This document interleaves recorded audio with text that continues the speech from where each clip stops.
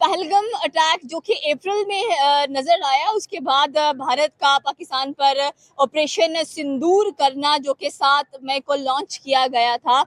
और उसके बाद फिर कह लें कि 9 की रात को पाकिस्तान ने रिटेलिएट किया और अब फिर भारत की जानिब से एक बहुत बड़ी जो वार्निंग है वो पाकिस्तान को दी जा रही है और कहा जा रहा है कि आप जो गुजरात जहां पर इंडिया पाकिस्तान का बॉर्डर लगता है, सर क्रीक से दूर रहिए है और जो आप वहां पर एक्टिविटीज कर रहे हैं काइंडली वो ना करिए, नहीं तो जो ऑपरेशन 2.0 है वो लॉन्च हो सकता है दोबारा 2026 में भी अगर देखा जाए तो ये जो टेंशंस हैं इंडिया और पाकिस्तान के दरमियान, ये कब तक आखिर हम लोगों को नजर आएंगी? क्या कभी पाकिस्तान और इंडिया अमन की बात भी करेंगे?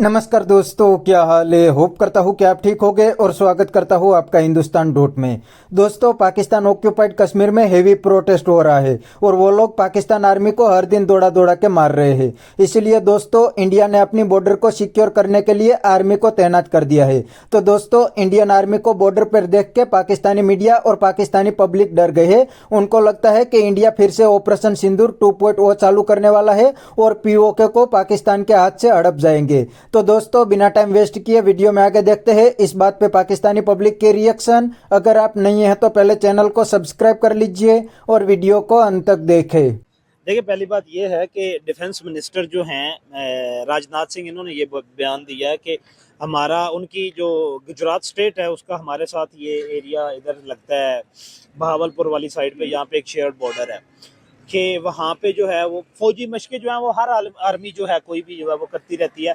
और जो ट्रेडिशनल राइवलरीज होती हैं उनमें जब भी फौजी मशक़ें की जाती हैं तो वो बॉर्डर के नज़दीक वाले एरियाज़ में की जाती हैं।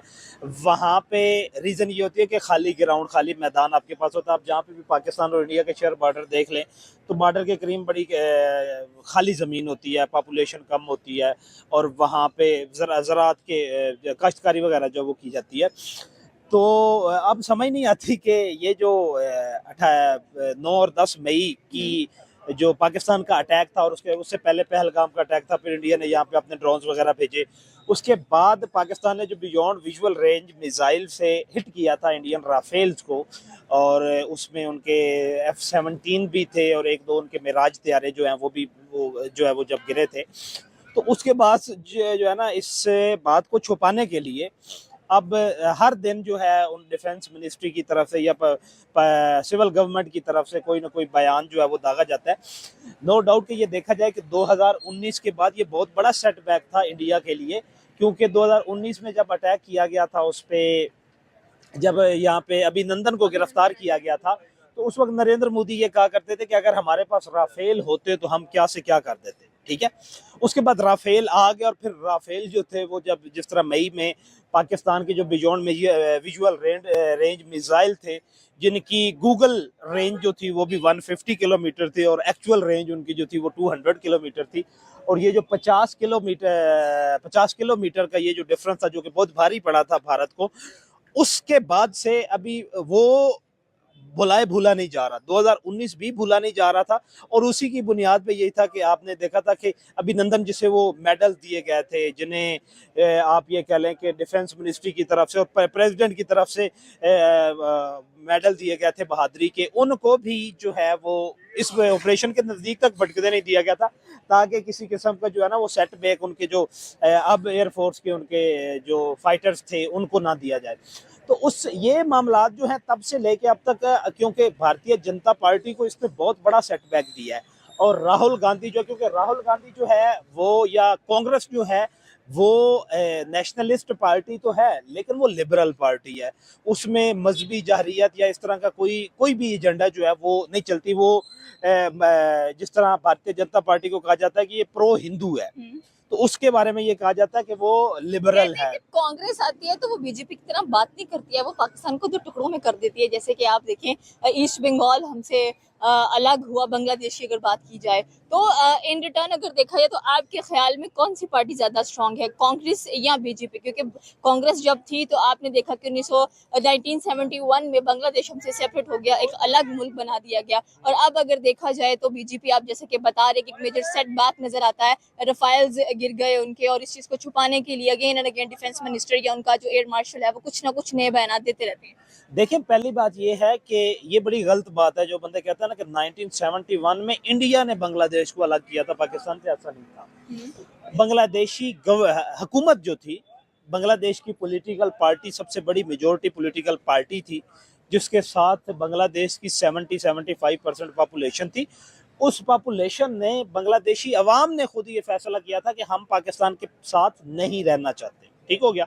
पाकिस्तान ने बांग्लादेश को काबू करने की कोशिश की, रिटेलिएशन को कुचलने की कोशिश की, लेकिन आपने ये देखा कि शेयर्ड बॉर्डर नहीं था पाकिस्तान के साथ, ज़मीनी राब्ता नहीं था, फ़िज़ाई हदूद जो थी वो इंडिया के पास से गुजरना पड़ता था।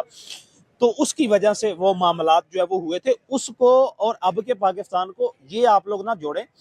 उसका दिफा करना बहुत बड़ा मुश्किल, बहुत बड़ा काम था। उसकी ज़मीनी राब्ता जहाँ पे आपके ना हो, फ़िज़ाई हदूद आपके ओरिजिन के खिलाफ दुश्मन के इलाके से आपने गुजर के जाना हो, तो उसको और उस एरिया में डिफेंस करना और अब के पाकिस्तान में डिफेंस करना ज़मीन आसमान का फ़र्क है। अब का पाकिस्तान जो है, उस वक्त वो अवाम खिलाफ थी, उस वक्त डिफेंस फोर्सेस की। ठीक हो गया। उस वक्त सो कॉल्ड जो भी उनके एग्रीवेंसेस थे। इस वक्त पाकिस्तान में इस तरह की सिचुएशन नहीं है पाकिस्तान के साथ। और पाकिस्तान की जो अगर जो पीओके आजाद कश्मीर में जो चीज चल रही है और स्पेशली अगर बलूचिस्तान में जो चीज चल रही है, इसके बारे में आप क्या कहना चाहेंगे? कि यहाँ पर ही लग रहा है कि मे भी कुछ हो सकता है, क्योंकि यू डोंट नो कि व्हेन सच थिंग हैपेंस। हाँ, मैं बताता हूँ आपको। अब पाकिस्तान का ना, क्योंकि सूबे हैं 4 और चारों नजर आ जाते हैं कि बलूचिस्तान है, केपी है, सिंध है और पंजाब है। ठीक है। यहाँ पे छोटी से छोटी कहीं पे कोई जो है आपस में पठानों की भी लड़ाई होती है ना, हाईलाइट हो जाती है।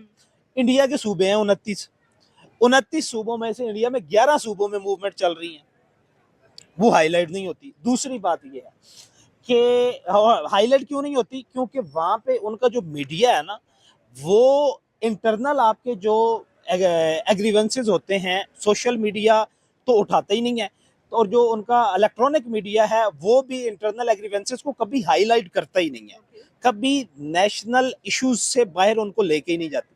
पाकिस्तान में यह है कि पाकिस्तान में आपका मीडिया जो है, जो डिजिटल मीडिया है, उसके पास आज़ादी इतनी थी। और दूसरी बात यह कि पाकिस्तान में अभी जब सोशल मीडिया आया तो सोशल मीडिया के बाद ये मामला, क्योंकि बलूचिस्तान जो है उसका शेयर्ड बॉर्डर है इंडिया के साथ, तो उसमें कोई भी वाक़या होता है। और बलूचिस्तान में तो नो डाउट कि बलूचिस्तान में जो वो चंद एक लोग हैं, बरामदाग भुट्टी और उनकी, अच्छा ठीक है। तो दोस्तों ये थे पाकिस्तानी पब्लिक के रिएक्शन। और आपने वीडियो में देखा नहीं, इंडियन आर्मी के हलचल से पूरे पाकिस्तान में खौफ फैल गया है।